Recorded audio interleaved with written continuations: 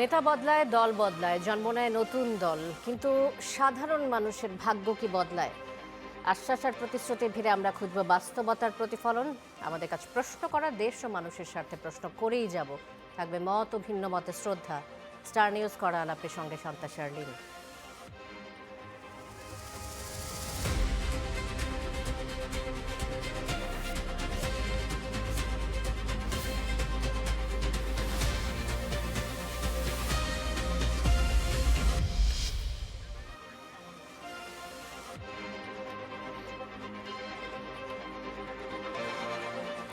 Star news করা আলাপে এই মুহূর্তে স্টুডিওতে আমার সাথে উপস্থিত আছেন জনাব ফরিদুল হক, যুগ্ম সদস্য সচিব, জাতীয় নাগরিক পার্টি এনসিপি, এবং রয়েছেন শাহিদ আলম, সাংবাদিক, এবং অনলাইনে যুক্ত হবেন আমাদের সাথে মোহাম্মদ জামিরুর রহিম, অভিবাসন বিশেষজ্ঞ। আপনাদের তিনজনকেই স্বাগত জানাচ্ছি আজকের করা আলাপে।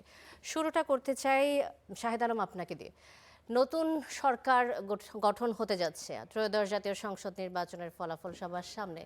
কেমন হবে নতুন সরকার? যেটা বলছিলাম শুরুতে, যে নেতা বদলায়, দল বদলায়, কিন্তু আমাদের সাধারণ মানুষের ভাগ্য আসলে বদলায় না। এবার কি ভাগ্য বদলাবে? দেখুন, আমি একটু ডিসএগ্রি করি আপনার সাথে। সাধারণ মানুষের ভাগ্য বদলায় না, এই কারণে বদলায় না যে আমরা প্রতিনিয়ত বদলাচ্ছি এবং মানুষের ভাগ্য প্রতিনিয়ত বদলাচ্ছে। হ্যাঁ, যেই হারে আমরা এক্সপেক্ট করি সেই হারে গতিটা হচ্ছে না।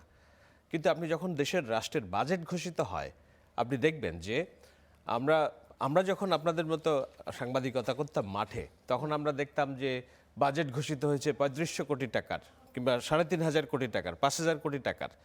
এখন বাজেট ঘটিত হচ্ছে কয়েক হাজার কোটি টাকার।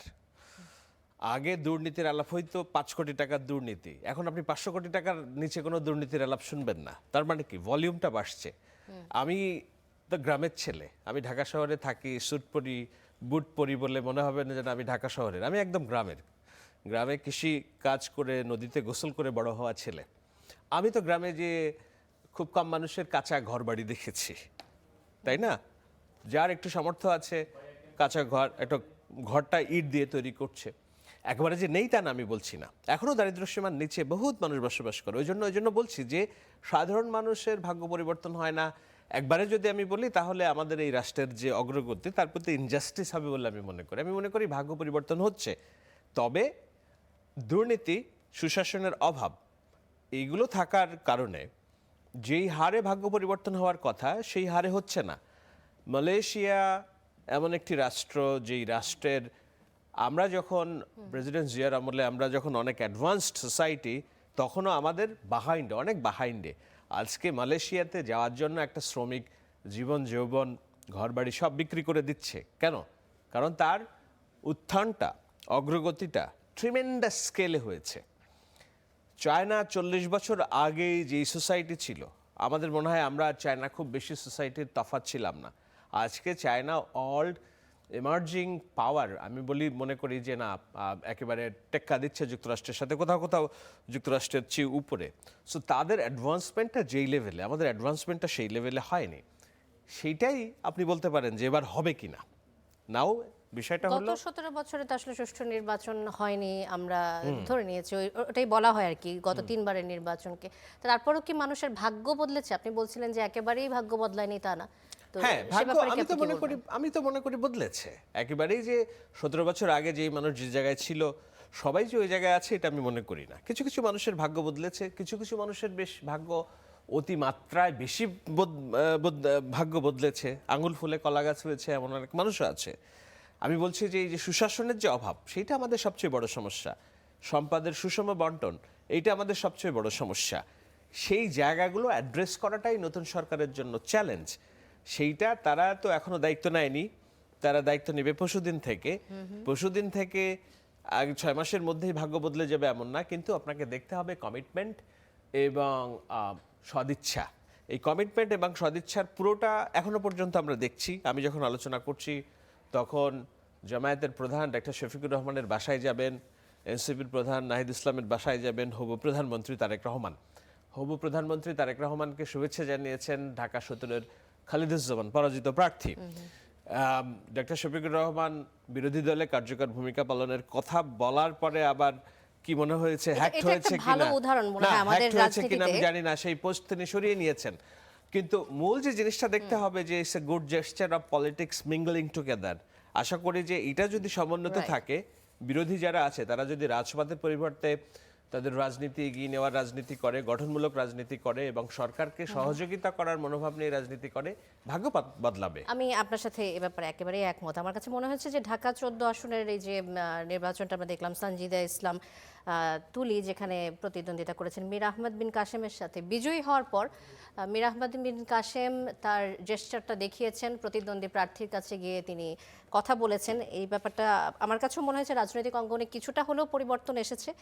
একই ঘটনা সুনামগঞ্জ 2 আসনে মোহাম্মদ নাসির চৌধুরী বিএনপি থেকে জয়ী হয়েছেন, মোহাম্মদ শিশির মনির তাকে কংগ্রাচুলেট করেছেন। আমাদের দেশের রাজনৈতিক অঙ্গনে এই ঘটনাগুলো হয়তো খুব নতুন মনে হচ্ছে, কিন্তু মনে হচ্ছে কিছুটা পরিবর্তন আসছে। এই ত্রয়োদশ সংসদ নির্বাচন কতটা সুষ্ঠু হয়েছে বলে আপনি মনে করেন? আর কি কারণে সুষ্ঠু হয়েছে? এটা কি অন্তর্বর্তী সরকারের জন্য, নাকি রাজনৈতিক দলগুলো তাদের অবস্থানে কিছুটা পরিবর্তন এনেছে? It's a both, combination of both. সুষ্ঠু করার জন্য যা যা করার দরকার ছিল সরকারের থেকে ঘাটতি ছিল না আমি মনে করি। প্রথম কথা হলো যে নির্বাচন সুষ্ঠু বলতে একটা বিগ কনসেপ্ট।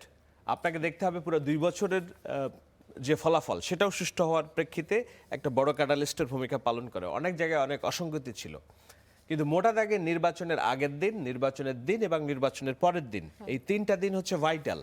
তো নির্বাচনের আগের দিন আমরা টাকার ছড়াছড়ি দেখেছি, টাকা নিয়ে ধরা পড়ছে, অস্ত্র নিয়ে ধরা পড়ছে, ককটেল বানানোর সরঞ্জাম সহ ধরা পড়ছে, পার্টিকুলারটি রাজনৈতিক দলের তরফ থেকেই মূলত বেশি।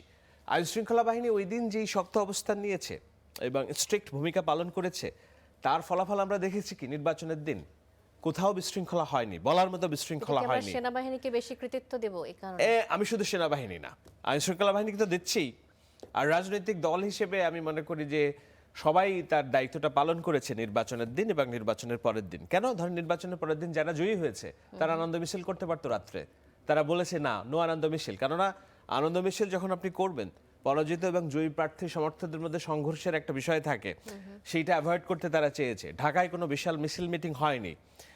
সো এ রাজনৈতিক দলের কৃতিত্ব। এবং এই যে আপনি শিশির মনিরের কথা বললেন, আমি পোস্ট শেয়ার করেছিলাম, that's the good gesture and he started the gesture first. পরাজিত প্রার্থীকে যখন সবাই হাইপ তুলে রেখেছে জামাত ইসলাম জয়ী হবে, সরকার গঠন করবে, সেই প্রথম ব্যক্তি সে বলছে যে ওকে আমি পরাজিত হয়েছি, আমার সার্জি স্পন্সর করে একই কাজ করেছেন। ব্যারিস্টার শাহরিয়ার আমার তার সাথে অনেক বিষয়ে দ্বন্দ্ব হয়, কিন্তু তিনি হিসাব কষে বলছেন দেখেন এত ফলাফলের কিছু নাই, যদি আমরা ধরিও 50টা আসনে অনিয়ম হয়েছে আপনাদের দাবি অনুযায়ী, 77টা আসনে জয়ী হয়েছে, আর 50টা আসন যোগ করলে কত হয়? 127 এর মতো। হ্যাঁ, তা আপনি তো 151 না হলে সরকার গঠন করতে পারছেন না। সুতরাং এই নির্বাচন আপনার মেনে নেওয়া ছাড়া কোনো বিকল্প নাই, গতি নেই। জামাতও মেনে নিয়েছে, যদিও তারা আগে ঘোষণা রাজনীতি দিয়েছিল টিকিয়ে রাখার যে জন্য অনেক কথা বলছে, যে ফলাফলই আসুক তারা মেনে নেবে, এমন ঘোষণাই দিয়েছিল। আমি সেটাই বলার চেষ্টা করছি। এই good gesture from not only BNP, Jamaat Islam still they are showing good gesture. এখন এইটা কতখানি দেখাবে না তারা তাদের যে রাজনীতি, ভুল রাজনীতি ঐতিহাসিকভাবে করে, সেইটার প্রেক্ষিতে গভর্নমেন্টের সাথে হস্টাইলে যাবে। এখন গভর্নমেন্টের সাথে হস্টাইলে গেলে তো বিএনপিরও নতুন রাজনীতি শুরু করতে হবে, এই গুড জেস্টারের রাজনীতি তারা আর করতে পারবে না। তখন তারা পতিত যে আওয়ামী সমর্থক, কর্মী সমর্থকদের তাদেরকে গ্রিন সিগন্যাল দিবে যে রাস্তায় আসো, জামাতের সাথে আমরা পারছি না। জামাত ওই সুযোগটা, জামাত ওইটা ফেস করার ক্যাপাসিটি আছে নাকি, অনেক বিষয় আছে, তাই না? So it's a responsibility for all existing political parties, যে আপনি যেমন বিহেভ করবেন আপনার রাজনীতি তেমন হবে, আপনার ফিউচার তত সুন্দর হবে। সো আমি বলি এখন পর্যন্ত it's a credit to government, আইন শৃঙ্খলা বাহিনী, political parties and as a whole public people. Shahed Alam, আবারও আপনার কাছে আসব। ফরিদুল হক, ত্রয়োদশ জাতীয় সংসদ নির্বাচনের ফলাফল আমাদের সামনে, যেমনটা বলছিলেন শাহেদ আলম যে গভর্নমেন্ট, আইন শৃঙ্খলা বাহিনী, পলিটিক্যাল পার্টি সবাই এই ক্রেডিট যায় যেটা সুষ্ঠু নির্বাচন হয়েছে। আপনি কি এই কথার সাথে একমত কিনা? সুষ্ঠু নির্বাচন আসলে মনে করেন কিনা হয়েছে কিনা? নির্বাচন মানে নির্বাচনের যে শাহেদ ভাই যেটা বলছে আমি অনেকটাই একমত এর সাথে। নির্বাচনের আগের দিন, নির্বাচনের প্রচারণা চলাকালীন সময় এবং নির্বাচনের দিন, নির্বাচনের আগের রাত, যে সময়গুলো ক্রুশিয়াল থাকে সেই সময়গুলোকে আমরা যদি বিবেচনায় নেই তাহলে অন্য যে কোনো নির্বাচনের তুলনায় এই নির্বাচনটা যথেষ্ট ভালো নির্বাচন হয়েছে। একটু একটা জায়গাতে খটকা আছে, সেটা হচ্ছে যে নির্বাচনের ভোট গ্রহণের পরে যখন রেজাল্ট আসা শুরু হলো, তখন মিডিয়ার কাছ থেকে আমরা খুব ভালো পাইনি। মানে আমি নিজে একটা মিডিয়াতে ওই দিন রাত্রে 8টায় একটা আলোচনায় ঢুকছিলাম। তো 8:30, আমার ঠিক টাইমটা মনে নাই, মানে আলোচনা চলাকালীন একটা অবস্থায় সঞ্চালক বললেন যে একটা রেজাল্ট এসছে, একটা আসনে রেজাল্ট এসছে, উনি জানালেন। তো আমরা বিজয়ী প্রার্থীকে, সাবেক অ্যাটর্নি জেনারেল আসাদুজ্জামান, বিজয়ী প্রার্থীকে শুভেচ্ছা জানালাম। এর 15-20 মিনিট কি আধা ঘন্টার পর উনি বললেন 68টা রেজাল্ট চলে আসছে। তো আমার কাছে একটু খটকা লাগলো। তো আমি ভাবলাম অনেকদিন তো নির্বাচনের অভিজ্ঞতা নেই, যারা আছে সিনিয়র মানুষ বোধহয় ঠিকই আছে, হ্যাঁ এরকম হতে পারে। এবং তখন দেখলাম যে 50 বনাম 18, ঠিক আছে হতে পারে, অসুবিধা নেই। এরপরে বেরিয়ে এটা কটার সময়? এটা 9টা নাগাদ হবে, 9টা নাগাদ হবে। এরপরে বেরিয়ে দেখলাম যে এক একটা টিভিতে এক এক ধরনের স্কোর আসতেছে।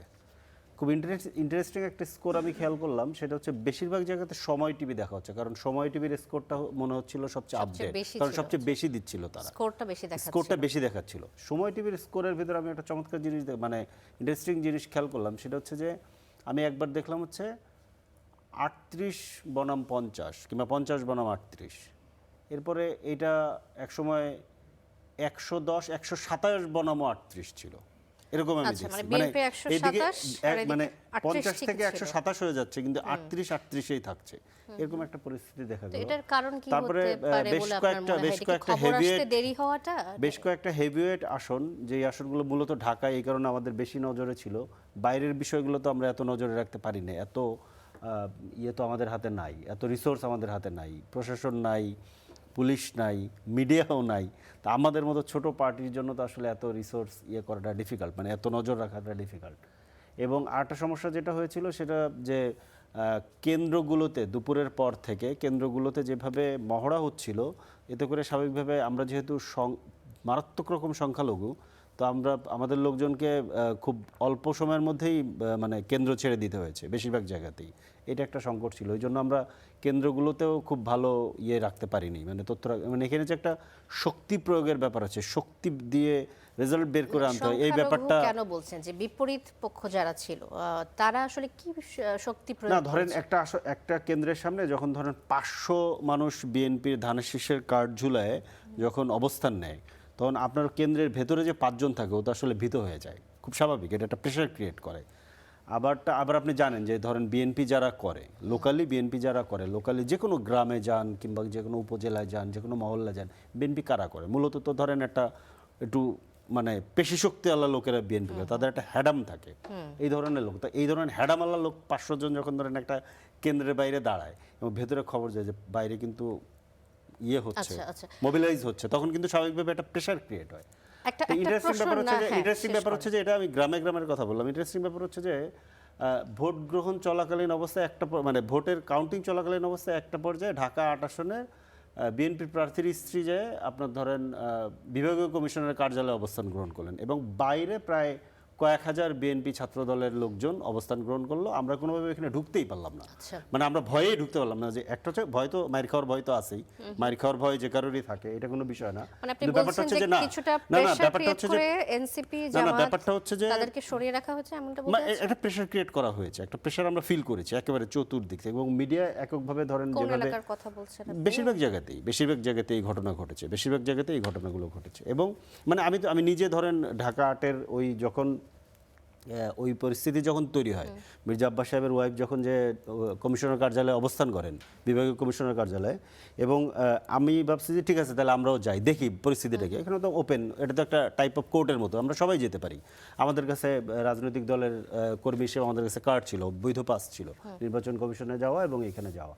তো আমরা যেতে যেই পরিমাণ মানে অবস্থান দেখছি, পরে ভয়ে আমরা যেতে পারি না। ভয় হচ্ছে শুধু মাইর খাওয়ার ভয় না, আর একটা ভয় আছে, সেটা হচ্ছে নির্বাচনটা বেশ ভালোভাবে হচ্ছে, সম্পন্ন হচ্ছে, কোনো কারণে কোনো একটা জায়গায় যদি এই ধরনের পরিস্থিতি তৈরি হয়, যেটা ক্ল্যাশ হয়েছে, মানে ধরেন ওনারা 500 মানুষ নিয়ে আসছে, তাহলে আমাদেরকে যদি আমরা 50 জন মানুষও যদি যাই, ওনারা মারি দিলে আমরা অ্যাটলিস্ট প্রতিহত করার চেষ্টা করবো, কারণ এটা তো হচ্ছে হিট অফ দ্য মোমেন্ট, এটাকে আপনি আটকাতে পারবেন না। তো তখন ধরেন যদি এই ধরনের, এবং ঢাকা সবচেয়ে বেশি যেখানে মনোযোগ ছিল মিডিয়া সহ পুরো বাংলাদেশ এবং আমি মনে করি যে ইন্টারন্যাশনাল মনোযোগও খুব ভালো ছিল। তো ওইখানে যদি এই ধরনের ঘটনা ঘটে তা স্বাভাবিকভাবে এটা পরিস্থিতিটাকে খুবই প্রশ্নবিদ্ধ করবে নির্বাচন। এই জন্য আমরা কিন্তু ওইখানে আমরা ওইভাবে যাইনি, ঠিক আছে। কিন্তু পরবর্তীতে ধরেন কিন্তু দীর্ঘ পরবর্তীতে সময় আপনারা অভিযোগ দিতে পারতেন না, কিন্তু আপনাদের তরফ থেকে তেমন কোনো অভিযোগ আসেনি। এটাও তো আসলে দেখার বিষয়। আজকে আমরা অভিযোগ করেছি দীর্ঘ সময় ফল আটকে রাখা এবং আস্তে আস্তে না আসে এবং গভীর রাতে গিয়ে এই রেজাল্টটা প্রকাশ করা। তো এইগুলোতে আমাদের কিছুটা ধরেন আমরা একটু আপসেট হয়েছি। আমার যতদিন মনে পড়ে, যত দূর মনে পড়ে, আগে নির্বাচনগুলোতে হ্যাঁ অবশ্যই শুধু আর্টের ইলেকশন তো না, এটা খুব সেনসিটিভ বিষয়। দেখুন ফরিদ ভাই, এটাকে জোর করে ইস্যু বানালে আপনারা রাজনৈতিকভাবে কতখানি লাভবান হবে আমি জানি না, কিন্তু আপনাদেরকে দেখতে হবে যে ধরেন ওকে আপনারা ঢাকা আটকে ইস্যু বানানোর চেষ্টা করছেন। ঢাকা আট তো আজকের ইস্যু না। যেদিন থেকে এইখানে মির্জা আব্বাসের সাথে জামায়াত ইসলাম এবং তার সমর্থিত অনলাইন যে পীর মুরিদরা আছে তাদের দ্বন্দ্ব হলো, সেখান থেকে তারা একেবারে জেহাদ ঘোষণা করলো এই ঢাকা আট আসনে কোনোভাবেই ওনাকে জিততে দেওয়া হবে না। সেখানে প্রথমে হাদি আসলো, হাদির দুঃখজনক তার যে হত্যাকাণ্ড, সেটার পরে জামায়াত ইসলামী এখানে ওই যে আমি বললাম শুরু থেকেই এই আসনকে টার্গেট করা হয়েছে, অনেক ভোটার মোবিলাইজ করা হয়েছে জামায়াত ইসলামের তরফ থেকে এখানে। সুতরাং একটা টার্গেটে ছিল ঢাকা ৮ আসন, এবং সেখানে I must say Nasiruddin Patwari শেষের বেশ কিছু দিনে উনি পায়ে পাড়া দিয়ে রাজনীতি হোক আর পপুলিস্ট রাজনীতি হোক, হি গেইনড এ লট, এবং এর সাথে যুক্ত হয়েছে জামাত ইসলামীর ভোট, এবং এখানে একটা টাফ ফাইট হয়েছে। এইটাকে যদি আপনি ইস্যু বানান তাহলে তো আমাদের প্রিয় নাহিদ ইসলাম, তার যে জয় হলো মাত্র ২০০০ ভোটের ব্যবধানে, এবং সেখান থেকে তো এখনো ওখানকার মানুষ বুঝে উঠতে পারছে না যে কিভাবে এখান থেকে নাহিদ ইসলাম জয়ী হয়ে আসে। তো সেইটাকে কি বিএনপি তাহলে ইস্যু বানাবে? তাহলে কি এটা কি খুব ভালো রাজনীতি হতো কিনা? আর না, বিএনপি অলরেডি এটাকে ইস্যু বানিয়েছে। না, বিএনপি তো এটা নিয়ে ন্যাশনাল লেভেলে তাদের জায়গায় পলিসি লেভেলে কোনো ডিসকাশনসকেই তারা পাত্তা দিচ্ছে না, এবং এটাকে তারা সাপোর্ট দিচ্ছে না। আমরা দেখছি ঢাকা ইস্যু করার জন্য এটা একটা অর্কেস্ট্রা চলছে। মির্জা আব্বাস একটা কমেন্ট করেছেন, তিনি বলেছেন যে পাটোয়ারি কিভাবে এত ভোট পেলেন সেটাও কিন্তু দেখার বিষয়। একই কথা নাহিদ ইসলামের প্রতিদ্বন্দ্বীও বলেছেন, এখন প্রবলেম হচ্ছে যে ধরেন মির্জা আব্বাস কি এম এ কাইমদের মতো লোক, ওনারা তো ধরেন একটা ওই বাংলাদেশে বাস করেন যে বাংলাদেশে জুলাই হয়নি, ঠিক আছে। তাহলে ধরেন এরা বাচ্চা ছেলে কোত্থেকে এসছে, ওরা এত ভোট পেয়ে যাচ্ছে। এম এ কাইম সরাসরি বলেছেন যে সেন্টারে পোলিং এজেন্ট দেওয়ার মতো লোক যাদের নেই, তারা এত ভোট কিভাবে পায়? যাদের পোলিং এজেন্ট দেওয়ার লোক নেই তারা কি ওখানে যে নির্বাচনকে প্রেসার ক্রিয়েট করার চেষ্টা করছে কিনা, এটা হচ্ছে প্রশ্ন। এটা হচ্ছে শাহিদের কাছে একটা প্রশ্ন, যে যাদের পোলিং এজেন্ট দেওয়ার লোক নেই, যেটা বিএনপির ওই প্রার্থী বলছেন যিনি হেরে গিয়েছেন, তারা কি যে ওখানে প্রেসার ক্রিয়েট করতে পারে? আর ওই দিন রাতে আমি নিজে সাক্ষী, বিভাগীয় কমিশনারের কার্যালয়ে আমি ঢুকতে পারিনি, আমি পরে দূর থেকে আমি চলে এসেছি। গণঅভ্যুত্থান যারা ঘটালো তাদের তখনকার যে মানুষকে কানেক্ট করার যে ক্ষমতা, তো তাদের আসলে প্রেসারে ভয় পাওয়ার তো কিছু আমি দেখি না। প্রেসারে এখন তো না, ধরেন এই সরকার নামিয়ে ফেলেছে, প্রেসারে ভয়ের কথা না তো, কনফ্রন্টেশন হচ্ছে। তো আপনি তো যখন আপনি যদি পাল্টা প্রেসার দিতে চান কিন্তু কনফ্রন্টেশন হবে।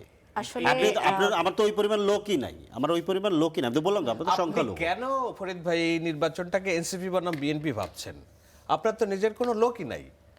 না, আমার লোক নাই তো, আমি তো এটা তার মানে কি আপনি যে প্রক্সি অফ জামাত ইসলাম, তাই তো? তো জামাত ইসলামের তো লোকের অভাব নাই, তারা সমস্ত তাদের কর্মী বাহিনী, সমর্থক বাহিনী মোবিলাইজ করেছে। তো সেখানে আপনার লোক নাই এটা আপনি ভাবতে পারেন, বাট আপনাদের জোটের লোক নাই এটা তো ভাবলে দুর্বলতা। যে পরিমাণ লোক ছিল এটা এনাফ না, কারণ ওই যে আপনার ধরেন দুপুরের পর থেকে আপনি যদি কোনো কেন্দ্রে গিয়ে থাকেন, কেন্দ্রে গেলে আপনি যেটা দেখবেন যে বেশিরভাগ কেন্দ্রে, কারণ আপনাকে এই ফ্যাক্টরটা বুঝতে হবে, ফ্যাক্টরটা হচ্ছে জামাতের লোকরা কিন্তু ফজরের নামাজ পড়ে, আপনাকে ফ্যাক্টর বুঝতে হবে। বিএনপির লোকরা ফজরের নামাজ পড়ে না বেশিরভাগ ক্ষেত্রে। না, ওই পলিটিক্সের মাঠে যারা থাকে, আপনি অস্বীকার করেন না শাহেদ ভাই, এইখানে বিএনপির রাজনীতি, আওয়ামী লীগের রাজনীতি কোন ধরনের মানুষরা করে এইটা আপনাকে দেখতে হবে। ঠিক আছে, বলেন এরপরে বলেন। এখন ফজর থেকে ধরেন দুপুর পর্যন্ত ছিল, এরপর আস্তে আস্তে ধরেন দুর্বল হইছে, আর এরা আসলে দুপুরের পরে ধরেন কেন্দ্রে আসছে। আমি অন্তত নিজে ঢাকার অন্তত 20টা কেন্দ্র ঘুরছি দুপুরের পরে, ঠিক আছে। জামাতের লোক ছিল না, জামাতের লোক একদমই ছিল না, একদমই জামাতের লোক, ঠিক আছে। তো এখন ওকে ফাইন, কিন্তু বিএনপির লোক প্রত্যেকটা কেন্দ্রের বাইরে বাইরে মহড়া দিয়েছিল। আচ্ছা শাহেদ, এবং তাদের শাহেদ আলম, গলায় আমি আপনার আছে। কাছে একটা প্রশ্ন ঠিক জানতে আছে, চাই এখন যে ইস্যু বানানো না, আমি এটা মির্জা ইস্যু আব্বাস, বানানো এই যে না। মির্জা আব্বাসের স্ত্রী কেন্দ্রের ভিতরে ঢুকে গেলেন, এই কাজটা কি তিনি করতে পারেন কিনা আসলে? না, উনি পারেন, উনি প্রধান নির্বাচনী এজেন্ট ছিলেন, উনি পারেন। নির্বাচনী এজেন্ট আইন উনি তো অনুযায়ী অনিয়ম উনি পারেন। করেন নাই, আর কেন্দ্রে ঢোকা মানে কি? বাট মির্জা আব্বাসের স্ত্রী এইভাবে বললে হবে না, আপনাকে দেখতে হবে যে আফরোজা আব্বাস ঢুকতেছেন। She is the current president আমি অফ তার জাতীয়তাবাদী ওখানে মহিলা রোলটা দল। কি সেটা জানতে এইভাবে চাচ্ছিলাম, আপনাকে দেখতে হবে। দর্শকদের উদ্দেশ্যে জানাতে চাচ্ছিলাম যে আচ্ছা, আমাদের একজন গেস্ট রয়েছেন অনলাইনে, আমরা তার কাছে যাব, কথা বলবো আমরা। মোহাম্মদ জামিলুর রহিম, অভিবাসন বিশেষজ্ঞ, তিনি রয়েছেন আমাদের সাথে। আমরা বেশ কিছু বিষয় নিয়ে কথা বলছিলাম। জামিলুর রহিম নিশ্চয়ই শুনতে পাচ্ছেন আমাকে? এবার প্রথম পোস্টাল, প্রবাসীরা পোস্টাল ভোট দিয়েছেন। পোস্টাল ভোট নিয়ে কিছু কথাবার্তা এই দেশে উঠলেও আমাদের দেশের মধ্যে বেশ কিছু শঙ্কা, কিছু জিনিস উঠে এসেছে, প্রশ্ন উঠে আসছে। কিন্তু প্রবাসীরা কিভাবে দেখছে পোস্টাল ভোটকে, আপনি যদি বলতে পারেন? আপনি টরন্টোতে আছেন, সেখানকার মানুষজন এই পোস্টাল ভোটকে কিভাবে দেখছেন? শুনতে পাচ্ছেন? হ্যাঁ, আমাদের যেটা হয়েছে আসলে, আমরা আজকে ওনাদের আলাপ শুনছিলাম আমি, যে ইলেকশন নিয়ে আমাদের অনেক কিছুই, অনেক ধরনের শঙ্কা ছিল। কিন্তু যেটা হয়েছে যে আমরা গত 1.5 বছর ধরে বিভিন্ন টক শোতে প্রফেসর ইউনূস এবং তার সরকার নিয়ে অনেক ধরনের আশঙ্কার কথা বলা হয়েছে। অ্যান্ড আই থিঙ্ক আনজাস্টলি বলা হয়েছে অনেক কিছু। কিন্তু যেই কর্মযজ্ঞটা ওনারা করেছেন, যেমন আমরা যারা বাইরে থাকি, যারা আমার মনে হয় যে আপনার এখানে যে প্রেসিডেন্ট শাহেদ সাহেব, উনিও বেশিরভাগ সময় নিউ ইয়র্কে থাকেন। তো ওনারা এই কম সময়ের মধ্যে এই নির্বাচন কমিশন পোস্টাল ব্যালটের ব্যাপারে যে কাজটা করেছে, it has to B appreciated. মানে আমাদের বাইরের লোকজনের অনেক দিনের দাবি ছিল, আমরা যারা বাইরে থাকি, যারা বাইরে, বাংলাদেশের একটা বিরাট অংশ যারা বাইরে থাকে, তারা সবসময় দাবি করে আসছিল বাংলাদেশের নির্বাচনে বা বাংলাদেশের যে কোনো ডেভেলপমেন্টে তারা পার্টিসিপেট করতে চায়। বাট কেউ আসলে এটার একটা প্রপার ওয়ে দেখিয়ে দিতে পারে। এইবার নির্বাচন কমিশন যেটা করেছে, in I think association with foreign ministry, বাংলাদেশের পোস্টাল ব্যালটের যে কাজটা করেছে, it is such a thing, মানে আমরা আসলে যারা বাইরে থাকি তারাও অবাক হয়ে গিয়েছি যে এত স্মুথ এবং এত সফিস্টিকেটেড একটা মোহাম্মদ জামিলুর জিনিস রহিম, তারা আপনি করতে পেরেছে, যদি আমাদেরকে যেটা বলেন আসলে যে আমরা পোস্টাল বাংলাদেশের ব্যালটে, কাছ থেকে এত কম সময় এক্সপেক্ট করিনি। যেমন আমার একটা প্রশ্ন রয়েছে জামিলুর রহিম, আমাদের এই পোস্টাল ব্যালটের যে সিস্টেমটা, এটা কতটা স্বচ্ছতার সাথে করা গেছে বলে আপনি মনে করেন?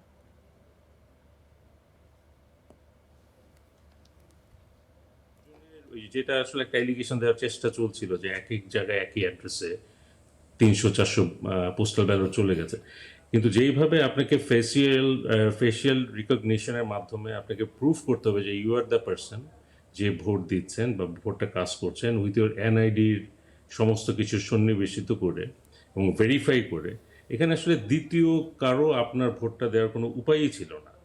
তো এই জিনিসগুলো আসলে আমরা অনেক কিছুই আন্দাজ ভিত্তিক বলি, বা আমরা রিমোট ড্রিভেন একটা নেশন। সো এই কাজটা এত ভালোভাবে হয়েছে, আমার মনে হয় না যে উন্নত বিশ্ব এত কম সময়ে এরকম একটা সফিস্টিকেটেড কাজ করতে পারতো। হ্যাঁ, কিছু জিনিস প্রথমে, যেহেতু এটা this is the first time, কিছু কিছু হিচ ছিল বা হিকআপ ছিল, যেমন হয়তো তারা মেইলিং অ্যাড্রেসে অনেকেই, স্পেশালি নর্থ আমেরিকাতে, তারা বেশিরভাগ সময়ই কিছু কিছু জায়গায় পায়নি, বিকজ এখানে তারা জিপ কোড বা পোস্টাল কোডের জায়গায় ওরা হয়তো অনেক সময় পিও বক্স এইটা বলে মেনশন করেছে, কিন্তু আসলে পিও বক্সে এখানে কোনো নর্মাল চিঠি ডেলিভারি করা হয় না। তো সেই ক্ষেত্রে অনেকের ক্ষেত্রে এটা মিস হয়েছে, বা অনেক অনেক পরে পেয়েছে, বা অনেকে পার্সোনালি গিয়ে পোস্টাল ডিপার্টমেন্ট থেকে কালেক্ট করতে হয়েছে। বাট ওভারঅল আমি বলবো যে this is a very good thing that has been ডান।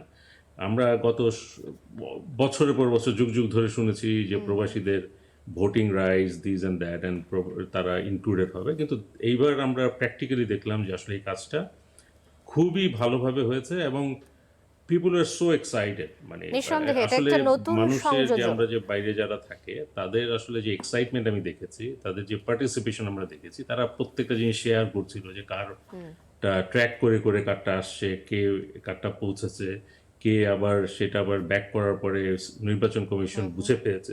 তো সবগুলো জিনিস আসলে এইখানে খুবই মানে মানুষের প্রচন্ড রকম আগ্রহের একটা কেন্দ্রবিন্দু ছিল এটা। জি, so in this regard we should and আমাদের সবাই আসলে অ্যাকনোলেজ করা উচিত জি, যে ধন্যবাদ। প্রফেসর জামিলুর ইউনূসের রহিম, আপনি আন্ডারে বলছিলেন যে নতুন একটা সংযোজন এই পোস্টাল ব্যালট এবং সাফল্যের সাথে এটা আমরা ইনক্লুড করতে পেরেছি এবারে নির্বাচনে। সুষ্ঠু নির্বাচন দেওয়ার জন্য অন্তর্বর্তী সরকারকে আপনি কতটা সাফল্যের দাবিদার করবেন এবারের নির্বাচনকে? কারণ আমি এটা বলবো যে আমরা আসলে কেউ এক্সপেক্ট করি না যে এত ভালো একটা নির্বাচন হবে, কারণ আমাদের সবকিছু নিয়েই আমাদের আসলে সন্দেহ ছিল, যেমন নির্বাচন কমিশনার থেকে শুরু করে, নির্বাচন কমিশন থেকে শুরু করে, বা ইউনূস সাহেবের, যেহেতু আমরা এই সরকারের যে প্রবলেমগুলো ছিল, যে specially law and order situation, গত 17-18 মাস ধরে আমাদের যে মেইন কনসার্ন ছিল যে দেশের law and order situation was so bad, এবং ইট কুডেন্ট বি কন্টেইন, মানে এটা আসলে কন্টেইন করা যাচ্ছিল না। আপনি আমাদের স্বরাষ্ট্রমন্ত্রী থেকে শুরু করে আইজিপি, পুলিশ ফোর্স, কেউ আসলে ওইভাবে আমার মনে হয় যে সাকসেসফুলি এটা হ্যান্ডেল করতে পারছিল না। জি, সো আমাদের শঙ্কার জায়গাটা সবচেয়ে বেশি ছিল ওইখানে, যে এই জিনিসগুলো হবে না। আর কিছু আনফর্চুনেট ঘটনা আমি বলি যেটা আমরা এক্সপেক্ট করি না। আমরা ভেবেছিলাম যে এইবার ইলেকশনটা আসলে একটু ডিফারেন্ট ভাবে হবে, মানে কারণ এই প্রত্যেকটা দলই তো আসলে আন্দোলনের সাথী, তাই না? কিন্তু এই যে কাদা ছোড়াছুড়ি, এই যে সোশ্যাল মিডিয়া থেকে শুরু করে মাঠে ঘাটে দেখলাম আমরা একজন আরেকজনের বিরুদ্ধে যেইভাবে ক্যারেক্টার অ্যাসাসিনেশন থেকে শুরু করে সব পার্টি করেছে, সব দলই করেছে, যেটা আমরা আসলে এক্সপেক্ট করি না। আমরা চেয়েছিলাম যে একটা সুন্দর হ্যাঁ, নির্বাচনে প্রতিযোগিতা থাকবে, বিরোধিতা থাকবে, কিন্তু সেটা কখনোই তার চারিত্রিক জি, আপনার বৈশিষ্ট্য নিয়ে টানাটানি হবে না, বা কারো পার্সোনাল অ্যাটাকে কেউ যাবে না। তো এই জিনিসগুলো খুব আনফর্চুনেট, কারণ এরাই আসলে আমাদের এই আপনার 24-এর আন্দোলনের সবাই রাস্তার রাজপথের সঙ্গী। তাদের আসলে আগামী বাংলাদেশও আমরা আশা করি যে তারা একসাথেই আসলে বাংলাদেশ চালাবে। আবারও আপনার কাছে আসবো ডক্টর মোহাম্মদ জামিলুর রহিম। আমি এবার ফরিদুল হক আপনার কাছে একবার আসতে চাই। যেমনটা বলছিলেন ডক্টর মোহাম্মদ জামিলুর রহিম, 24-এর গণ অভ্যুত্থান থেকে পাওয়া এনসিপির এই দল জামাতের সাথে জোটবদ্ধ হয়ে যে নির্বাচন করলো, তাতে তাদের শক্তিমত্তার কি আরেকটু বহিঃপ্রকাশ আমরা দেখতে পারতাম এবারে নির্বাচনে? সেই প্রতিফলনটা কি রেজাল্টে আমরা আরেকটু আশা করেছিলাম কিনা? কারণ ফেসবুক ওপেন করলেই বা সোশ্যাল মিডিয়ার যে কোনো প্ল্যাটফর্মে তাদের যে প্রতাপ, দুর্দণ্ড প্রতাপ আমরা দেখেছি, সেটা মাঠের নির্বাচনে গিয়ে কেন হোঁচট খেল? না, মাঠের নির্বাচনটা তো মূলত ডিপেন্ড করে ভোটারের উপরে। ভোটার যেটা ভোট দিবে সেটাই তো নির্বাচন। এখন মাঠে পেশি শক্তি প্রদর্শন করে যে নির্বাচন করার যে ব্যাপার ছিল, আমাদের ধারণা ছিল এটা আমাদের এবার এই ধরনের এই ধরনের নির্বাচন এবার হবে না। কেন? কারণ হচ্ছে যে আমরা তো কোনো যুদ্ধ করছি না, আমরা হচ্ছে নির্বাচনের প্রতিযোগিতা করছি, এবং যাদের সাথে প্রতিযোগিতা হচ্ছে আমরা প্রত্যেকেই একসাথে দীর্ঘ সময় আন্দোলন করছি, জুলুমের শিকার হয়েছি, নির্যাতনের শিকার হয়েছি। আমাদের মধ্যে রাজনৈতিক মতভিন্নতা আছে, রাজনৈতিক মতবিভেদ আছে, এটা থাকবে, এটা খুব স্বাভাবিক। এরই তো গণতন্ত্রের সৌন্দর্য। আমরা সবাই যদি একই মতের হয়ে যাই তাহলে তো আমরা এক দল করতাম। আমরা আলাদা আলাদা দল কেন করি? কারণ হচ্ছে যে আমাদের মধ্যে মতের ভিন্নতা আছে। একজন এক একভাবে আমরা দেশ চালাতে চাই, রাষ্ট্র তৈরি করতে চাই, এক একজনের এক এক ধরনের আইডিয়া আছে, এক একজন এক এক জায়গা থেকে আমরা সমাজ রাষ্ট্রকে দেখি। কিন্তু দুঃখজনক হলেও সত্য যে অনেক ক্ষেত্রে আমরা এটা পাইনি। অনেক ক্ষেত্রে আমরা এটা পাইনি। আমাদেরকে মনে হয়েছে যে বিএনপির বিভিন্ন জায়গার নেতাকর্মীরা সেই পুরনো ট্রেনিংয়ে যেহেতু অভ্যস্ত, ওনারা পুরনোভাবে যে একটা কেন্দ্র মধ্যে মহড়া দেওয়া, কেন্দ্র দখল করার চেষ্টা করা, ঠিক আছে, এই ধরনের ঘটনা আমরা বিভিন্ন জায়গাতে দেখেছি। কিন্তু প্রশাসন, বিশেষত ধরেন নিরাপত্তা বাহিনী, সেনাবাহিনী, তাদের ভূমিকা যথেষ্ট ভালো ছিল, যে কারণে অনেক বড় ধরনের ঘটনা ঘটেনি। মানে আমাদের জায়গাতে একটা জিনিস, আমাদের কনসার্নের জায়গাতে যেটা ছিল, যেটা আসলে আমরা বিএনপির নেতা কিংবা ধরেন ইয়েদের মধ্যে ওইটার ইয়েটা কম দেখছি। আমাদের কথা অন্তত বলতে পারি এনসিপির জায়গা থেকে, বিএনপির নেতা কিংবা ধরেন কর্মীদের মধ্যে এই জায়গাটা কম দেখছি। অ্যাজ ইফ একটা নির্বাচন জিতে ফেলতে পারলেই সব কিছু হয়ে যাচ্ছে। তো আমাদের জন্য জায়গাটা ছিল যে আমাদেরকে একটা নিউ ফেজে যেতে হবে, বাংলাদেশকে একটা নিউ ফেজ এই নির্বাচনের মধ্য দিয়ে যেতে হবে। নির্বাচনের দিন তো সেই 12 জায়গাটা তারিখে আমরা দেখি। আপনাদের একজন নেতা মনিরা শারমিন, যিনি নির্বাচন নিয়ে কাজ করেছেন, তিনি দাবি করেছেন যে কারচুপি না হলে আপনারা আরো বেশি আসন পেতেন। এমন কথা মানে পরবর্তীতে বলেছেন, যদিও সেই দিনও উনি বেশ কিছু অভিযোগ এনেছেন নির্বাচনের দিন, এবং পরবর্তীতে তিনি বলেছেন আরও বেশি আসন পাওয়ার কথা ছিল। যেখানে বিএনপি এবং জামাত এই নির্বাচনকে উদারপন্থী গণতন্ত্রের বিজয় বলছে, সেখানে তার এই অভিযোগের আসলে ভিত্তি কি?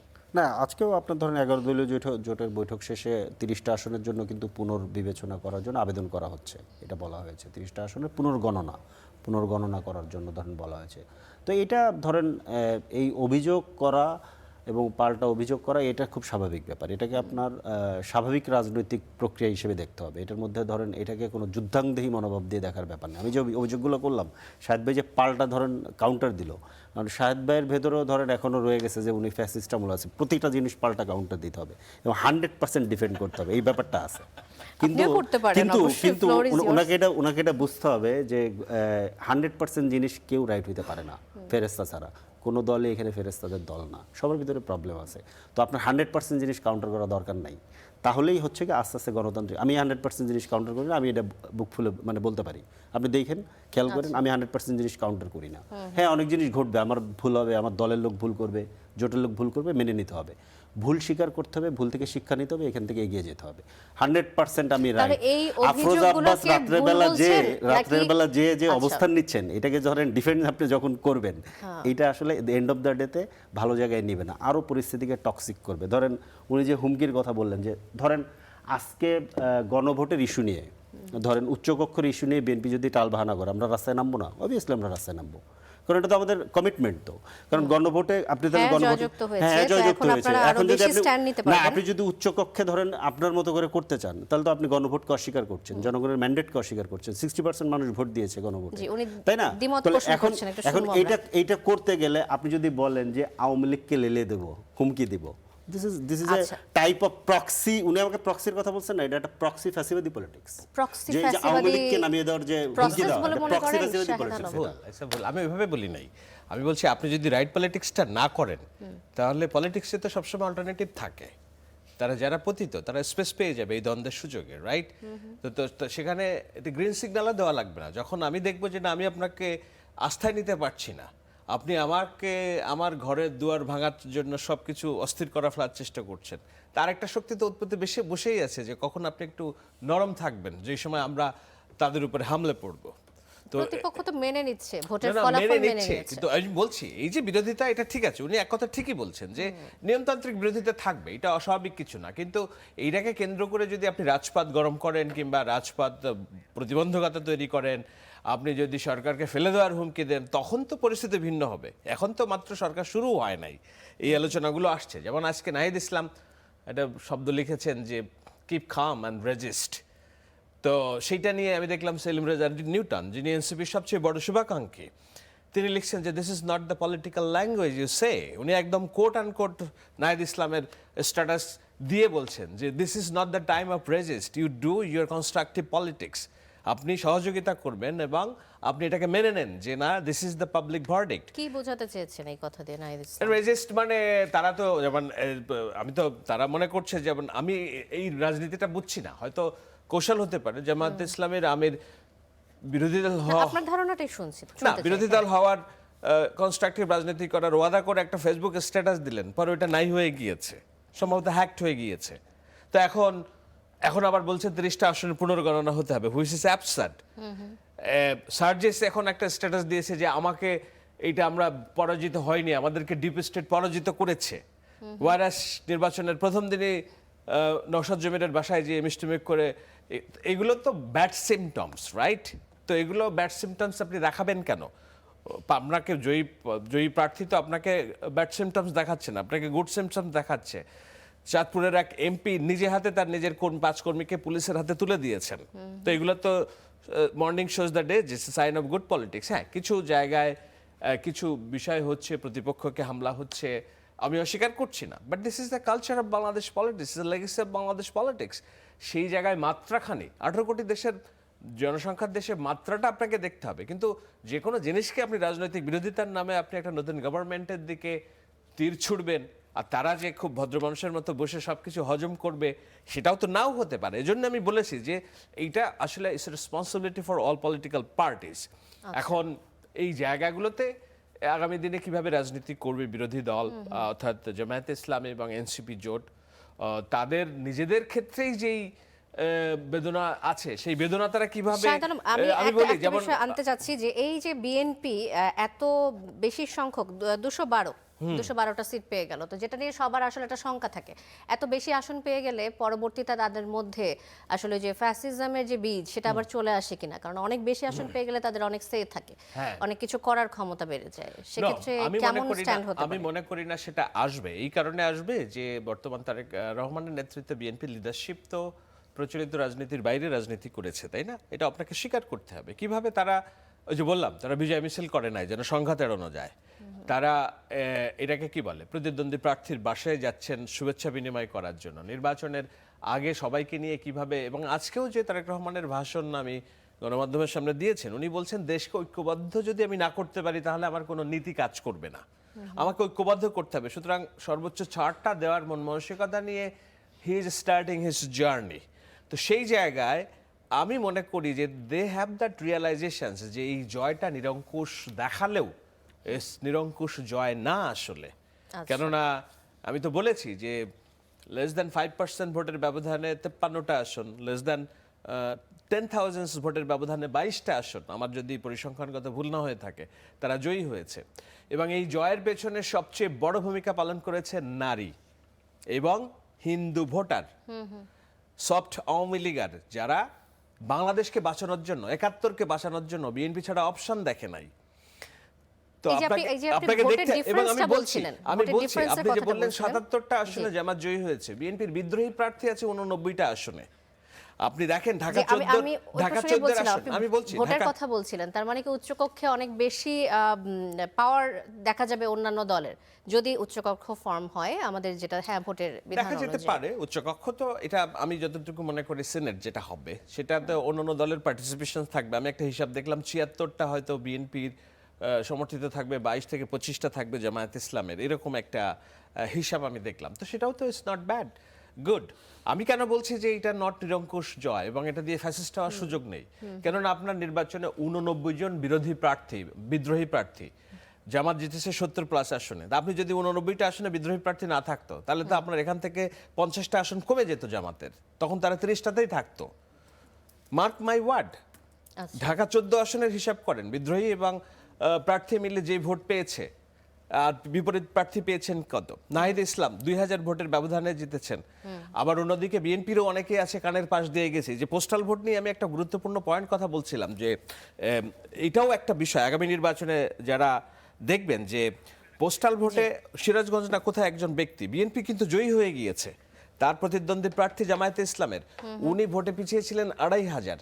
পোস্টাল ভোট যোগ করার পরে দেখা গেল যে উনি 800 বেশি ভোট পেয়েছেন বিএনপির প্রার্থীর তরফ থেকে, সুতরাং উনি উইনার হয়েছেন।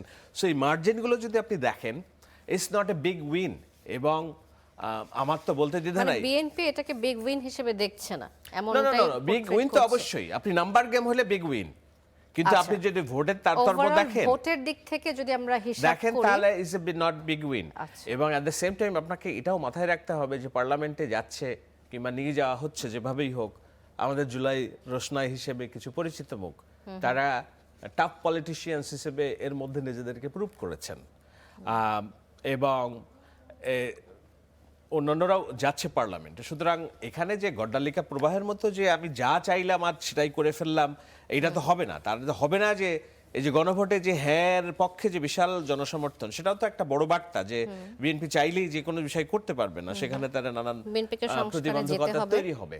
আর উনি যে বললেন যে উচ্চকক্ষের বিষয়টা এখন বিএনপি যদি না মারে তাহলে গণভোট অবমাননা হয়ে যাবে, আমার মনে হয় এখানে একটু লিগ্যাল ডেফিনেশনের ঘাটতি আছে। যে জুলাই সনদ স্বাক্ষর হয়েছে, ওই স্বাক্ষরিত জুলাই সনদের এখনো পর্যন্ত কোনো আইনি ভিত্তি নাই। It's a piece of paper, nothing.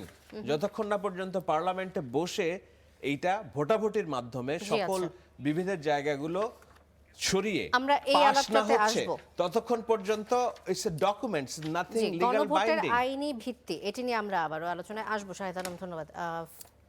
আমরা আবারও যেতে চাই ডক্টর মোহাম্মদ জামিলুর রহিম আপনার কাছে। অন্তর্বর্তী সরকারের মেয়াদকালে বড় নীতিগত সিদ্ধান্ত নেওয়া কতটা যৌক্তিক ছিল বলে আপনার মনে করেন? যে অন্তর্বর্তী সরকার বেশ কিছু সিদ্ধান্ত নিয়েছে। আমি আপনার কাছে জানতে চাই যে বাইরের মানে আমরা যদি ধরে নিই যে দেশের বাইরে আমাদের থেকে আমাদের অনেক পর্যবেক্ষক এসেছে এবং দেশের বাইরে থেকে আমাদের এই নির্বাচনকে দেখার একটা ব্যাপার ছিল যে কেমন হচ্ছে নির্বাচন। সেক্ষেত্রে বিদেশি যারা আছেন, বিদেশি বলতে প্রবাসী বাংলাদেশি যারা রয়েছেন এবং দেশের বাইরের যারা আছেন, যারা রাজনীতি নিয়ে গবেষণা করেন, তাদের দৃষ্টিতে আমাদের দেশের এই নির্বাচন কেমন হলো। আর অন্তর্বর্তী সরকারের বেশ কিছু সিদ্ধান্ত এসেছে যে কারণে নির্বাচনটাকে নিয়ে অনেক বেশি আলোচনাও হয়েছে। আপনি কি সব সিদ্ধান্ত সঠিক দেখেন কিনা আপনার দৃষ্টিতে? বাই অ্যান্ড লার্জ আমি বলবো যে অন্তর্বর্তীকালীন সরকার আসলে একটা সুষ্ঠু নির্বাচন এবং একটা ভবিষ্যৎ একটা সুদৃঢ় বাংলাদেশ করার জন্য যেগুলো দরকার ছিল সেই স্টেপগুলো তারা নিয়েছে। এখন যেটা হচ্ছে যে তারা অনেকগুলো কাজে হয়তো হাত দিয়েছে, সবগুলো করতে পারেনি। আর এই নির্বাচনের ব্যাপারে আসলে আজকের যেটা আমাদের আমার মনে হয় যে প্রতিপাদ্য বিষয়, সেটা হচ্ছে যে নতুন সংসদ এবং নতুন আশা। আমি শাহেদ সাহেবের বক্তব্য শুনছিলাম। আসলে যেটা হয় কি, ওই আমরা এখনো যদি ডিভিসিভনেসের মধ্যে যাই, মানে ওই যে ফরিদ সাহেব যে কথাটা বলছেন, যে কথার পিঠে কথা বলে আসলে আমরা এই টক শো, তারপরে এই মিডিয়া, সোশ্যাল মিডিয়া এবং ফেসবুক, এগুলো সব কিছুতে আসলে আমরা একটা টক্সিক একটা এনভায়রনমেন্ট করে ফেলেছি, যেটাতে আসলে আমার কাছে কেন জানি মনে হয় যে যারা পলিটিক্যাল পার্টি, যারা নেতা, আমি তো বলতে পারবো যে আমি এখন পর্যন্ত মিডিয়াতে বা আপনাদের টক শোতে জুলাই আন্দোলনে যারা নেতৃত্ব দিয়েছেন তাদের বিরুদ্ধে, তারপরে হাদি যিনি মারা গেলেন, আমাদের শহীদ শরীফ ওসমান হাদি, তার বিরুদ্ধে যে ধরনের কটূক্তি বা যে ধরনের কথাবার্তা বলা হয়েছে, আমি তো কোনোদিনই এটা তারেক রহমানের মুখ থেকে শুনিনি, বা বিএনপির অন্য নেতাদের, আমি ফখরুল সাহেবের মুখ থেকে শুনিনি, আমি সাউদ্দিন সাহেবের মুখ থেকে শুনিনি। কিন্তু এগুলো হচ্ছে কি, টক শোতে যারা একটা পার্টির মানে মাউথ পিস হিসেবে স্বঘোষিত মাউথ পিস, আসলে আমি জানি না বিএনপি তো কাউকে আসলে এখানে I don't think authorise someone to go to the talk shows and talk about this things. তো যেগুলো হচ্ছে, এইটা একটা বাজে সিগন্যাল দেয় আমাদের জুলাইকে ভিতরে অন্তরে ধারণ করে আগামী বাংলাদেশ যেন হয়, সেটা হচ্ছে আমাদের সবার চাপ, বাইরে হোক দেশে হোক। এইটা যদি আমরা রিয়েলাইজ না করতে পারি, এবং আমি তো অনেস্টলি বলি, আমরা সবসময় চেয়েছি বিএনপি যেন কোনোভাবেই 200 আসন ক্রস না করে, আচ্ছা, বিকজ অ্যাজ ইউ নো যে absolute power will make another absolute fascist, এবং আমরা আসলে এক মনস্টার থেকে আরেক মনস্টারের হাতে পড়তে চাই না, সেটা হচ্ছে মেইন কথা।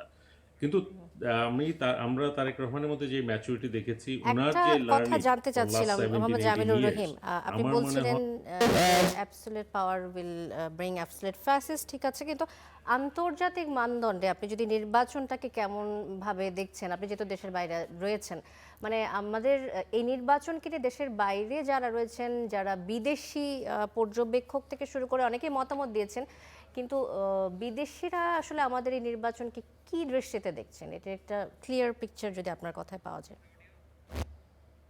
আমাদের দেশের এই ইলেকশন আসলে it surprise lot of people, to be very honest with you. আমাদের দেশের যারা জনগণ রাজনীতিক, তাদের তো করেছে মানে এইরকম একটা নিট অ্যান্ড ক্লিন এবং কোনো রকম বড় মাত্রার কনফ্লিক্ট ছাড়া যে ধরনের একটা ইলেকশন হয়েছে এত কম সময়ের মধ্যে, এবং is a very hostile situation ছিল, এটা তো ডিনাই করার কোনো উপায় নাই। কেননা যারা আওয়ামী লীগের পক্ষ থেকে নির্বাচনটা যেন না হয়, সেটার জন্য যত কিছু মেকানিজম করা দরকার সেটা করার চেষ্টা করা হয়েছে। বিদেশি শক্তিরও কিছু চাপ ছিল, আমাদের নিজেদের মধ্যেও অন্তর্দ্বন্দ্ব ছিল, একই যারা আন্দোলন করেছে তাদের মধ্যেও পরে বিভিন্ন মতভেদ হয়ে অনেক কিছু হয়েছে। কিন্তু তারপরও যদি আপনি এক কথায় আমাকে বলতে বলেন, বাইরের সবার ইমপ্রেশন, বিভিন্ন দেশের বিভিন্ন, আমি তো নর্থ আমেরিকাতে যেহেতু থাকি, আমি বলতে পারি যে এভরিওয়ান ওয়াজ রিয়েলি সারপ্রাইজ। এখানকার পলিটিশিয়ানদের সাথেও হয়তো আমার কিছু যোগাযোগ আছে, সো আমি জানি, এবং আমার মনে হয় যে সবাই খুব পজিটিভলি এই নির্বাচনটা নিয়েছে, এবং এইটা শুধু হয়েছে একজনের কারণে। আমি আপনাদের বলে দিই, আমাদের এই গ্র্যাটিটিউডটা থাকা উচিত। Professor Yunus from day one উনি জানেন যে উনি একটা সঠিক নির্বাচন দিয়ে, এই যে 5 বছর থাকতে চান, 10 বছর থাকতে চান, এই ধরনের অনেক কথা বলে আমরা ওনাকে আসলে অনেকভাবে বিব্রত করার চেষ্টা করেছি, but basically he knew exactly what he gonna do. ওনার যেই মানে স্ট্যান্ড ছিল এই ব্যাপারে, যে রিজিড একটা ইয়ে ছিল। আমি জানি উনার সরকারের ভিতরেই অনেকে চায়নি, এটা আমি পার্সোনালি জানি, যে নির্বাচনটা হোক। কিন্তু উনি এগেনস্ট অল অডস উনি অবিচল ছিলেন, এবং সেই জন্য উনি সারা জীবন আমাদের কৃতজ্ঞ থাকা উচিত এই জাতির প্রফেসর ইউনূসের প্রতি, যে উনি এইরকম একটা জিনিস। উনার সব কিছু পারফেক্ট ছিল না, আমি জানি যে উনি সরকারের অনেক কিছুই উনি অনেক কিছু করতে চেয়েছেন, অনেক কিছুতে উনি ব্যর্থ হয়েছেন, বিকজ এটা অ্যামালগামেশন ছিল, বিভিন্ন জায়গা থেকে প্রেশার ছিল, so he couldn't do what he really wanted. But overall উনি যে আমাদের দেশকে এইরকম একটা নির্বাচন দিয়ে গেছেন, আমাদের সবার এই জাতির চিরকৃতজ্ঞ থাকা উচিত তাদের। জি, ধন্যবাদ এবং ডক্টর আমাদের মোহাম্মদ আরেকটা জামিলুর জিনিস মনে রহিম। রাখা উচিত, যে জুলাইয়ের আন্দোলন থেকে আমরা দেখেছি যে আমাদের দেশের যে প্রবলেম ছিল 17 বছর, এই ফেসিস্ট আমাদের ঘাড়ে চেপে বসেছিল একটাই কারণে, যে আমাদের লোকজন রাস্তায় নামতো না। But once they have learn, যে রাস্তায় নামাটা যখন শিখে যায়, আপনি কিন্তু এই ট্রেন বন্ধ করতে পারবেন না। সো এই জন্যই আগামী সরকার যারা গঠন করছে, তারেক রহমানের নেতৃত্বে, আমার মনে হয় যে দে নো এক্স্যাক্টলি মানুষের সেন্টিমেন্ট বা মানুষের এখন ধ্যান ধারণা চেঞ্জ হয়ে গেছে। ইয়াং ছেলেরা জানে তাদের রাইট, এবং তারা যেহেতু এই প্রথমবার মতো তাদের আমাদেরও তাই voting মনে হয়, rights একবার exercise যেহেতু ফ্যাসিস্ট সরকারকে থামানো গেছে, তা বারবার আসলে এই ঘটনাটা ঘটবে যদি আবারও কেউ ফ্যাসিজম নিয়ে আসে এই দেশে। ধন্যবাদ ডক্টর মোহাম্মদ জামিলুর রহিম আমাদের সাথে যুক্ত হবার জন্য। আমরা আবারও স্টুডিওতে ফিরে আসব। যে কথাগুলো বলছিলেন তিনি, যে ফ্যাসিজমকে থামানোর জন্য আসলে মানুষের যে পদক্ষেপগুলো নেওয়া দরকার, তারা একবার যেহেতু সেটা করে ফেলেছে, আবারও যদি কোনো সরকার অনেক বেশি আসন পেয়েও সেই ফ্যাসিজম নিয়ে আসে, তাহলে সেটা বারবার হবে। কিন্তু আমার কথাটা হচ্ছে, আপনারা গণভোট নিয়ে কথা বলছিলেন, যে গণভোটে এই যে হ্যাঁ জয়যুক্ত হলো, তো এরপর বিএনপির ওপর এক ধরনের প্রেশার চলে আসে যে অনেকগুলো সংস্কার এবং আইনি ভিত্তি নিয়ে কথা বলছিলেন শাহেদ আলম। এ ব্যাপারে আপনি কিছু যোগ করতে চান কিনা, যে গণভোটের বাস্তবায়ন নিয়ে কোনো সন্দেহ কি রয়েছে? না, বাস্তবায়নের সন্দেহ তো ধরেন এটা করতে গেলে যদি বিএনপি, এখন এটা পুরোপুরি বিএনপির কোর্টে বল, গণভোট বাস্তবায়ন কিংবা জুলাই সনদ জুলাই সনদ পুরো কোর্টটা বাস্তবায়ন, হচ্ছে, হ্যাঁ, পুরো গণভোটে যেহেতু বলটা- হ্যাঁ এসেছে। পুরো বলটা এখন বিএনপির কোর্টে। এখন বিএনপি এটাকে কিভাবে ডিসাইড করবে কিংবা কিভাবে এটাকে বাস্তবায়ন করবে, সেটা হচ্ছে প্রশ্ন। যে ঠিক আছে, একটা হতে পারে যে আমাদের তো 2/3 মেজরিটি আছে, এত কথাবার্তা শোনা দরকার না, আমরা আমাদের মতো করে ফেলি, এটা একটা ব্যাপার হতে পারে। কিন্তু এটা গুড ইয়ে হবে না, অ্যাপ্রোচ হবে না। কেন? কারণ জুলাই সনদ আমরা সবাই মিলে তৈরি করছি, জুলাই সনদ আমরা সবাই মিলে তৈরি করেছি, এবং জুলাই সনদের যখন ঐক্যমত কমিশনে আলোচনা শুনে তখন প্রতিদিন এবং ধরেন জুলাই খোটা সনদে শুনতে আরো হয়েছে বেশ কিছু আমাদেরকে, সংস্কারের কথা প্রায় যেহেতু প্রতিদিন রয়েছে। খোটা শুনতে হয়েছে যে আপনাদের তো নিবন্ধনই নাই, আপনারা কথা বলতে যান কেন, এই ধরনের প্রতিদিন আমাদের খোটা শুনতে হয়েছে। কিন্তু সোকল্ড নিবন্ধিত অন্তত ধরেন 4-5টা প্রক্সি দল তখন বিএনপির ঐক্যমত কমিশনে ছিল, যে দলগুলো আবার পরবর্তীতে গিয়ে দল বিলুপ্ত করে ধানের শীষে নির্বাচন করেছে। তো এটা কিন্তু আবার ছিল, ওটাতে সমস্যা হয় নাই, কিন্তু আমাদের নিবন্ধন ছিল না, এটাতে সমস্যা ছিল অনেক। তো যাই হোক, তারপরে জুলাই সনদ ধরেন হয়েছে, জুলাই সনদ ওনারা স্বাক্ষর করেছেন, কিন্তু আমরা বারবার যে জায়গাটাতে আর্গুমেন্ট করেছি যে এটা আইনি ভিত্তি লাগবে, মানে স্বাক্ষর যতক্ষণ পর্যন্ত আপনি করতেছেন এটা একটা পলিটিক্যাল দলিল। পলিটিক্যাল দলিল করা না করা হচ্ছে সেক্ষেত্রে ওই রাজনৈতিক দলের ইচ্ছা গণভোটে কিংবা হ্যাঁ পূরণের জয়যুক্ত উপর আমরা হওয়ার নির্ভর পরও করব, এটা তো এখন আইনি দলিল। গণভোটে হ্যাঁ জয়যুক্ত হওয়ার পরও বিএনপি ক্ষমতায় আসার পরে যদি সেটার আইনি ভিত্তি না থাকার কারণে সেটা কার্যকর না করে বা সংস্কারে হাত না দেয়, সেক্ষেত্রে আপনাদের স্ট্যান্ড কি হবে? এখন আইনি ভিত্তি আছে। শাহেদ ভাই যেটা বলছেন যে জুলাই চার্টার তো না, উনি গণভোট আদেশের উপরে, গণভোট যে আদেশ, যে ব্যালটে উনি সিল দিয়েছেন, কিংবা আমরা যারা সিল দিয়েছি যে ব্যালটে স্পষ্টভাবে লেখা আছে আপনাকে কি কি করতে পারবেন আপনি। কারণ ওই সিলের বেসিসেই ওই যে মানুষরা আপনাকে গণভোটে হ্যাঁ দিল, এটার বেসিসে আপনি নেক্সট পার্লামেন্টকে 180 ডেজের জন্য আপনি সংবিধান সংস্কার পরিষদ নামে ঘোষণা করবেন। সংবিধান সংস্কার পরিষদ তাহলে পার্লামেন্ট তো না, ওটা তো পার্লামেন্টের থেকে এক্সট্রা ক্ষমতাপ্রাপ্ত কিংবা দায়িত্বপ্রাপ্ত একটা বডি, ওই বডিটাই কিন্তু তার কাছে এক্সট্রা বডি থাকে। যেমন ধরেন আপনি এখানে আমাদের টকশো সঞ্চালনা করতেছেন, কিন্তু কোনো কারণে একটা ইমার্জেন্সি সিচুয়েশন হলো, আপনি পাশাপাশি ধরেন একটা নিউজ রিডিংয়ে চলে গেলেন, তাহলে আপনি একটা এক্সট্রা দায়িত্ব পেলেন না, টকশোটা কিন্তু চলতেছে।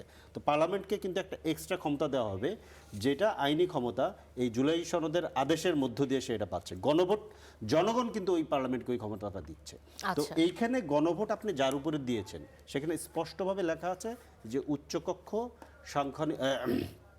ভোটের সংখ্যানুপাতে হবে এবং উচ্চকক্ষের কাছে সংবিধান সংশোধনের ক্ষমতা থাকবে। করছেন, আমরা একেবারে শেষ পর্যায়ে চলে এসেছি, ছোট করে শুনবো কি নিয়ে দ্বিমত। এটাই তো দ্বিমত। আপনার মনে হয় সেটে বসেই আমি বলেছি যে গণভোটে যদি না জয়যুক্ত হয় দেশ বেঁচে যাবে। বলেছে কিনা? বলেছে। যেহেতু হ্যাঁ জয়যুক্ত হয়েছে, আমি জানি কোথায় কোথায় নেক্সট পলিটিক্স আসছে। বিএনপি বলছে যে নির্বাচিত সংসদ সদস্যের আনুপাতিক ভিত্তিতে উচ্চকক্ষ গঠিত হবে, আর তারা দাবি করছে যে মোট প্রদত্ত ভোটের আনুপাতিক হাতে উচ্চকক্ষ জি, গঠিত নোট হবে। অফ ডিসেন্ট দিয়েছিল হ্যাঁ, বিএনপি নিয়ে। তো বিএনপি যেটা ওইখানে মানতে পারতো সেটা তো তারা মানে নাই, এখন কেন মানবে তারা? কারণ আচ্ছা, গণভোট হয়েছে, না, এইটাই তো গণভোটের জনগণ তো তাকে ওইটা দিয়েছে। এখানে তো শুভঙ্করের ফাঁকি। না, তারা আচ্ছা। বলেছে যে আমি যেই অংশটুকু সাইন করেছি সেটা তো জুলাই সনদে, সেইটাই গণভোট আদেশে কেবল আসে আমি না। মানবো, এর বাইরে কোনো কিছু মানবো না। এখন যদি নোট অফ ডিসেন্টের জিনিসগুলোকে 212 জন না MP, মানে, শান্তা আমি আপনাকে শেষ করি, জি। আপনাকে তো পাস করতে হবে গণভোটে। এখন যদি 212 জন এমপি বলে যে আমি এইটা মানবো না, এই গণভোট, এই রেজাল্ট আমি মানবো না, আপনি পাস করাইতে পারবেন এই সংস্কার জুলাই সনদ সংসদে? এটা আইন হবে না পিস অফ পেপার হিসেবে এটা পড়ে আইন না থাকবে? ভাই, এটা তো কনস্টিটিউশনাল ইস্যু, এটা No, আইনের ফ্যাক্টর না। আপনি যদি 212 জন এমপি যদি বলে যে আমি এটা পাস করলাম না, it will be a piece of paper, no value. আপনি জেনে আসেন। সো আমি বলছি ক্যাচেলটা কোথায় লাগবে এখন। আমরা আগামী 180 দিন এই ক্যাচেলের মধ্যে ঢুকলাম মাত্র। Welcome to the show. Thank you, অনেক ধন্যবাদ আপনাদের দুজনকে স্টুডিওতে আসার জন্য। আমরা দেখি কি হয় এই জুলাই সনদ বাস্তবায়ন এবং সংস্কার নিয়ে। অনেক ধন্যবাদ দর্শক আমাদের এই অনুষ্ঠানে থাকার জন্য।